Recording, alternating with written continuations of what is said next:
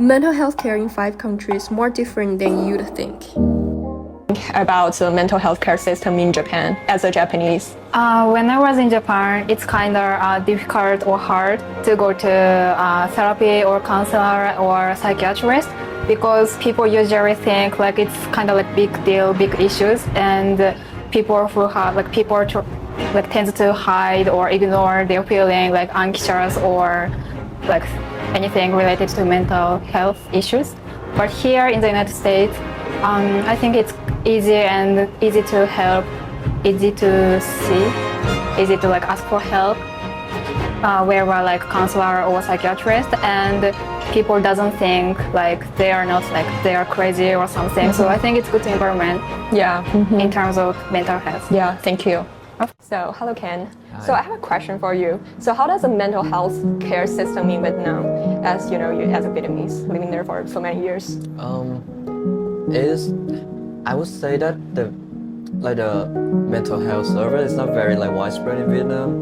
Not a lot of people really like focus on mental health, and I don't know, because like probably there are like so many other problems, like people are more focused on like diabetes or like cancer and stuff.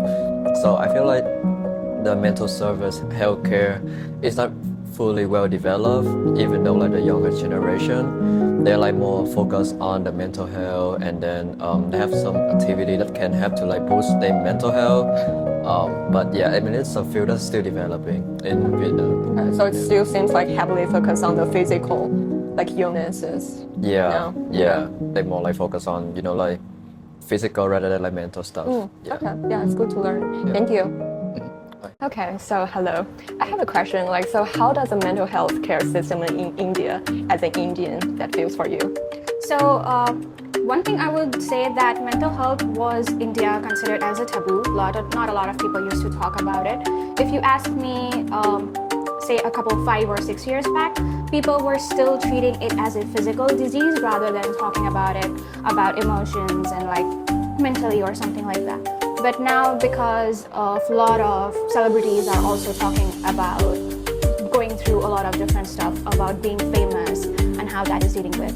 A lot of people now have started to recognize that it's not physical, but it's mental. So psychiatrists were always there, like mental health doctors were always there. But even now, the parents have started recognizing the signs between the kids about like, hey, the kid might be going through issues which are not physical. They have started noticing about anxiety, depression, social, like all the burdens that people are getting right now with all the social media and everything. So they have started to identify those things much and much more now, and they have started to talk to everyone who needs help about it. There are suicide help guidelines, hotlines, whether if you see someone who's struggling and who needs a lifeline to just live. And we have psychologists, we have psychotherapists, a lot of people who are just there to help out. Even just like on phone therapists, you can just talk to them. It is anonymous caller helpline. You don't even have to specify your name. You can just call them and then talk to them about your issues and just let it out, even if no one's ready to like go to the hospital or something like that. Yeah. So you feel like it's really easily accessible service in India? Right now, if you ask me for today's point of view, now it is. So it's still growing and people need to be more aware of it.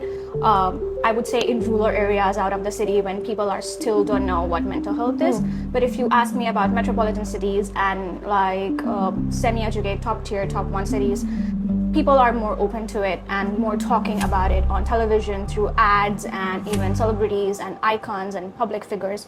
They are also promoting all of those things. It's really good to learn about this. Yeah. Thank you. Thank you so much. So, what do you think about the mental health care system in Brazil as a Brazilian? In Brazil, the healthcare system, as far as I know, is divided by, you have either the psychologists, they can give sessions like independently to people. You have the psychiatrist, and you also have the mental care employers, like not employers but the workers at hospitals and stuff, to take care of people that are in a bad health condition. And so the psychologists, they don't have they can't prescribe medication, but you go to a psychiatrist to ask for medication. Usually, you combine the two. You have sessions with a psychologist, and then from time to time, you go to a psychiatrist to get your medication check and those things. Yeah, I think it's pretty mature than the rest of the developing world. Yeah, I think it's very similar here. But in Brazil, it's like nowadays, people are not looking at mental health as a bad thing. I know that that's a thing probably in some other countries, like for example in France, where I used to live a little bit, people usually don't like talking to other people that they are seeking for help because it's a little frowned upon. Yeah, but in Brazil, no. Brazil, people usually talk very openly about it. Yeah, they are very open about That's healthcare. good. Yeah, that's good to learn. Okay, thank you, Thomas. You're welcome. Hello. So today I have a question for you here. So what do you think about the mental health care system in the United States as American? I believe that the mental health care system in the US is really good at serving the needs of its population. It is vast, there are widespread services available, mental health hospitals, there are outpatient facilities, there are crisis facilities, and I've not personally interacted with many of these, but I believe that they are good.